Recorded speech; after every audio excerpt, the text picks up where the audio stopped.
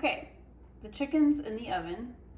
It has about 18 minutes before I need to check it.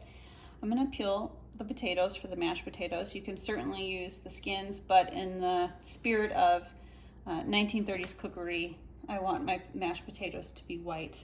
So this is said with a great amount of sarcasm. One of the ways that you can peel is by going like this, pushing away from yourself. It does tend to give you less control. So I actually prefer to peel towards myself, towards the thumb, okay?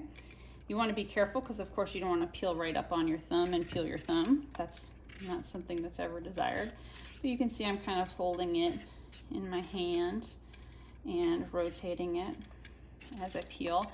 In the 1930s, a lot of women peeled with paring knives, and it's always a great skill to watch somebody who can peel in the hand with just a knife.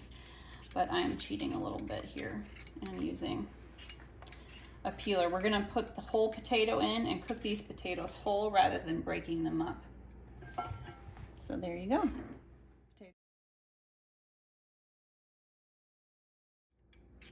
Okay, so I'm almost done peeling my potatoes. And as I've peeled, I've noticed that a couple of them are a little green underneath the skin. There are compounds that are both bitter and can be noxious to humans to ingest. So you can see it's starting to turn a little bit green under there. Where I do see a little bit of green, I might just give it an extra peel just to make sure that my final product isn't tasting bitter at all. None of these are so green that I would throw them away. The other thing I want to say is that when you have potatoes, food storage is really important. So usually potatoes are kept at room temperature, a cool room temperature. You can see there's kind of a brown spot there. I just go over it a couple times and it goes away. One thing you want to know about potatoes is that you do not want to store them next to onions, which you might say, oh, but I went to the grocery store and I saw a bunch of potatoes stored next to onions. Well, the grocery store shouldn't do that either. The reason that you don't want to do that is these things communicate chemically. So what happens when you store potatoes and onions together is that you will get both ripening much faster than they would if they were stored separately. So you'll find that you lose a lot more food and waste a lot more of your money when you have potatoes and onions together, because they will self or co-ripen and lead to rot much more quickly. And what will you do with these shavings? The shavings, I think I'm going to feed them to the worms that we have. We have vermicompost in the basement. I have 3 different bins of worms that we have, and I feed them food scraps, and then I use those what's called castings or worm poop in plants in the summertime to plant and give nutrients back to plants.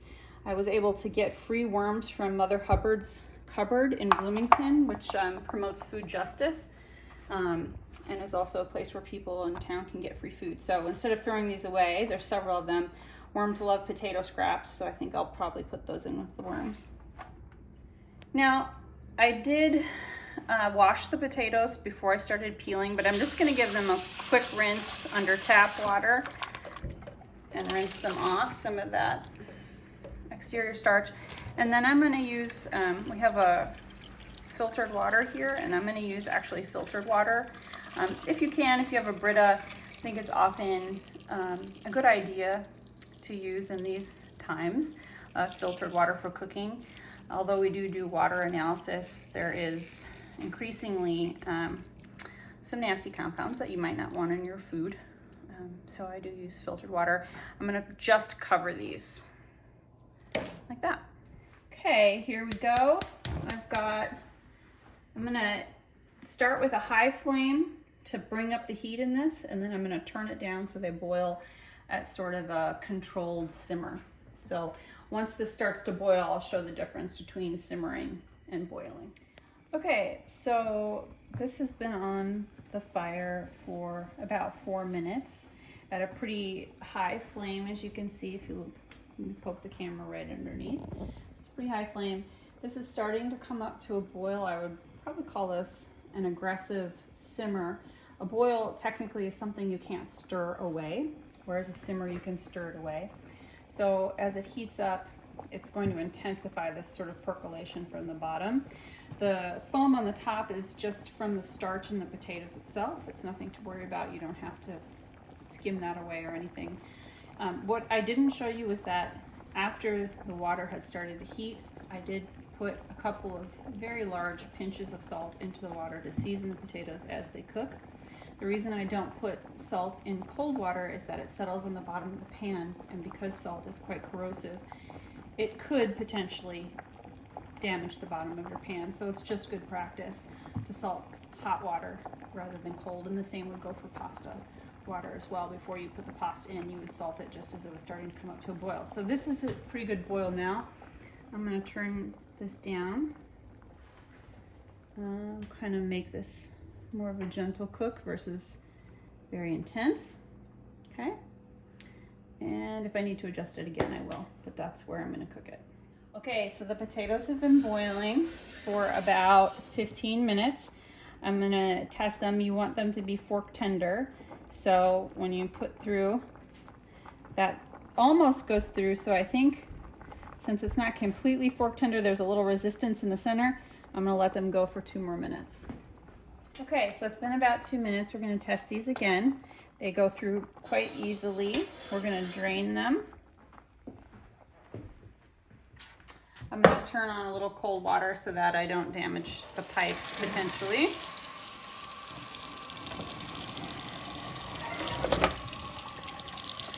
Pretty straightforward. And then put them back into the hot pot.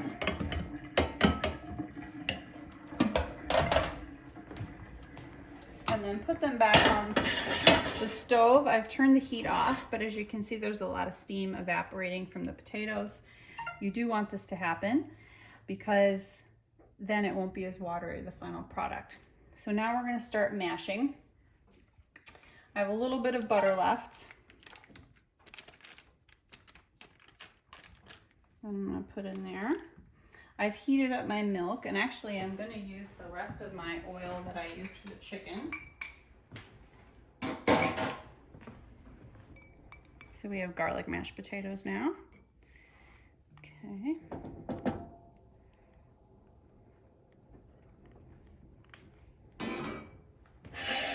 Alright, so I have a good old-fashioned potato masher.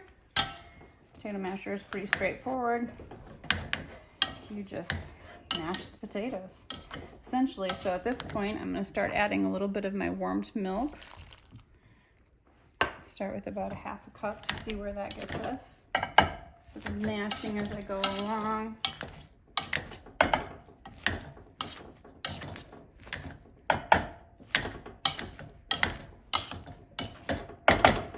I like them a little bit creamier, so I'm going to add some more milk.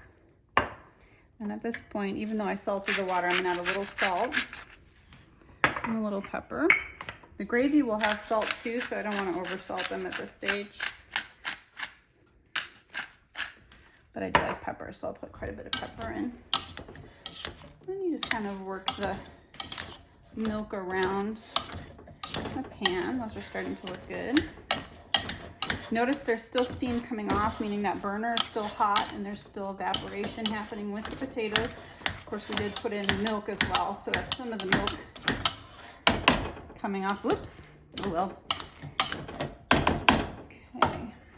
Now, I'm just going to take my spatula and move it in to make sure I got all of them mashed. Okay. Those look pretty good to me. So our chicken is just about done, and we're going to take that out of the oven in just a moment. But for now, I'm just going to keep these warm on the back of the stove.